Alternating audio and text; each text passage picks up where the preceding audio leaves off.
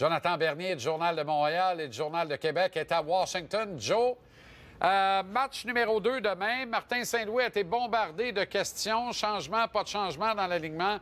Chose certaine, il va falloir qu'il y ait du changement dans la façon d'aborder ce match-là et peut-être également de défendre pour limiter davantage les tirs de l'enclave. Mais en même temps que je dis ça, je trouve qu'on a bien fait dans les circonstances contre l'équipe la plus dangereuse dans un rayon, un demi-cercle de 20-25 pieds du filet.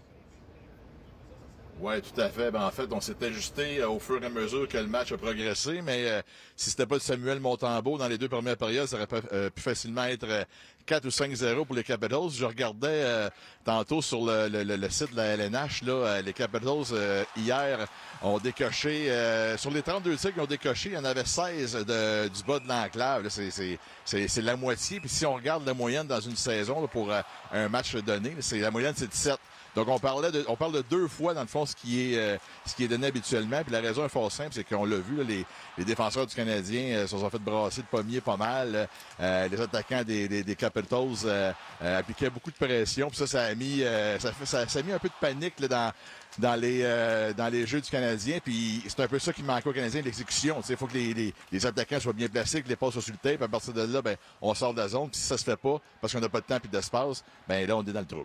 Puis il faut se mettre le nez dans la moutarde de l'autre bord. Là. Alex Seyev, que je sache, n'a jamais fait de prison pour avoir tué quelqu'un. Là. Let's go, on rentre dans la zone payante puis on paye le prix. Là.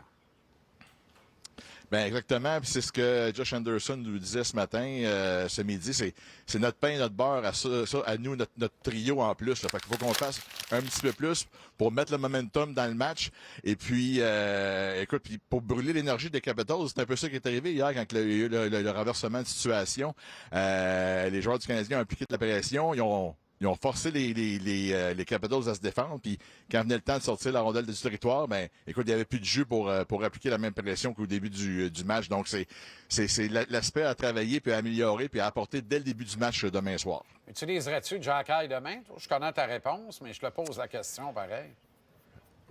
Ouais, mais moi, écoute, je me suis couché hier soir en me disant non, puis je me suis levé ce matin en disant oui, là, comme quoi que la nuit, j'imagine, porte conseil.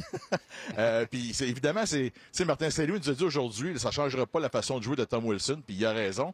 Mais c'est pas pour ça que je l'habillerais. Je l'habillerais juste pour amener justement une réplique au jeu physique des Capitals. Puis aussi peut-être, tu sais, justement, là, on parle du trafic dans l'enclave. Peut-être un peu, diriger un peu tout ça, là, parce qu'hier, Samuel Montembeault, même après les arrêts de jeu, il y avait souvent des gars dans le visage. Puis à un moment donné, ça devient probablement fatigant. Donc oui, je l'habillerais. Puis je m'assierais avec, par exemple, avant pour expliquer que là, pars pas en peur là, pour faire des mises en échec, là, puis perdre ta position pour nous mettre dans le trou. Mais vas-y, intelligemment, on a besoin de toi, on a besoin de ton jeu physique. Merci, Joe. Je suis loin d'être convaincu que les schémas défensifs de Martin conviennent au style de jeu de Jack-Eye, mais on aura l'occasion d'y revenir. On te lit avec grand intérêt. Demain, tu mets la table et après-demain, le résumé du match numéro 2 de demain soir. Journal de Montréal, Journal de Québec. Tony Martin.